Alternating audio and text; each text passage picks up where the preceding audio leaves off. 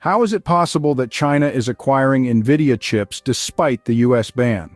That's the million-dollar question on everyone's lips. To answer it, we need to dive into the details of the US ban on Nvidia chips. The ban, which kicked in during September of 2022, was targeted at Nvidia's A100 and H100 chips, which were deemed too powerful for export to China and Hong Kong.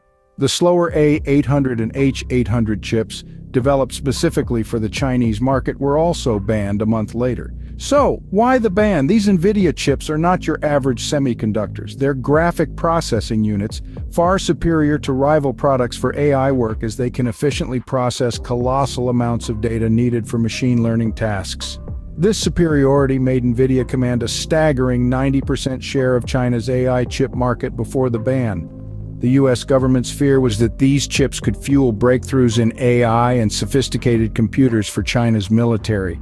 On the surface, the ban seemed like a significant setback for China, especially for its AI research and developments. But as we will see, the country found a way around it. Despite the ban, China has managed to procure Nvidia chips, but how, you may ask? Well, it's a fascinating tale of determination and resourcefulness. Over the past year, a myriad of Chinese entities, including military bodies, state-run artificial intelligence research institutes, and universities, have purchased small batches of these coveted Nvidia semiconductors. Yes, the very same ones that the US has banned from export to China. These transactions have been facilitated by largely unknown Chinese suppliers who have managed to navigate the complex waters of international trade restrictions. This highlights the significant challenges faced by the US in enforcing the ban, as the persistent sales underscore the difficulty of completely cutting off China's access to these advanced US chips.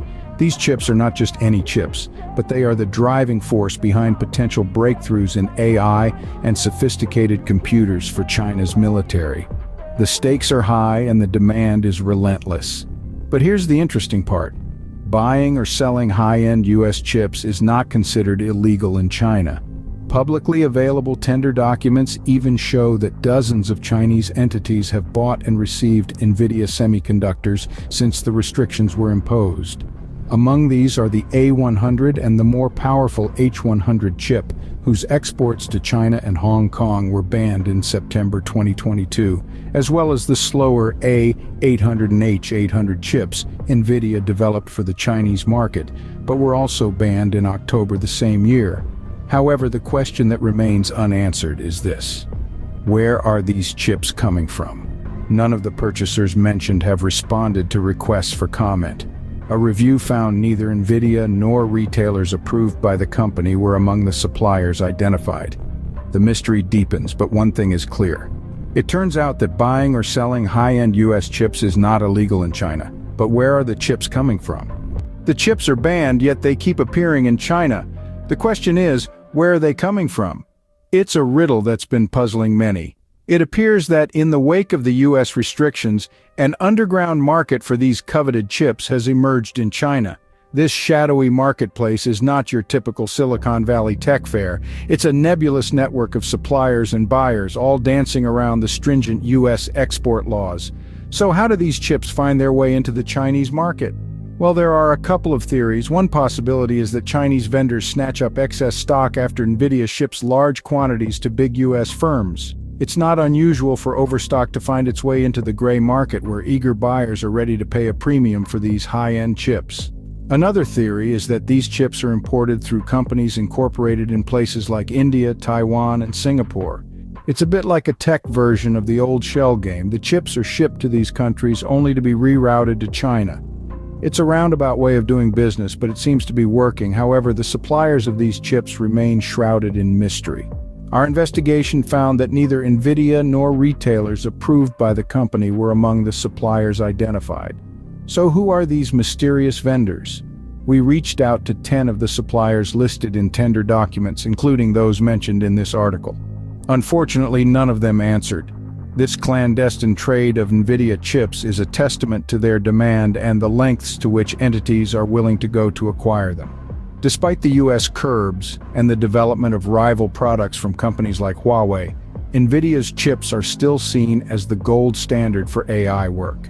Their superiority in processing huge amounts of data needed for machine learning tasks makes them highly sought after. The suppliers of these chips remain a mystery, but their presence is undeniable. So, what does this mean for the US, China, and Nvidia? Well, let's break it down. For the United States, it's a clear sign that the export restrictions aren't watertight. The banned Nvidia chips are small and can easily be smuggled, making it a challenge for Washington to cut off China's access completely. Despite the ban, an underground market for these chips has sprung up in China, showing the resilience of demand and supply dynamics. For China, the continued acquisition of these advanced chips underscores the country's hunger for sophisticated technology, particularly in the fields of artificial intelligence and military applications. It also highlights the lack of good alternatives within the country. Despite the nascent development of rival products from companies like Huawei, the demand for Nvidia chips remains high. Prior to the bans, Nvidia commanded a 90% share of China's AI chip market, a testament to their superiority and efficiency in processing huge amounts of data necessary for machine learning tasks. As for Nvidia, the situation puts them in a tight spot. They have to navigate the tricky currents of international trade laws while maintaining their business interests. Their stance is clear, though.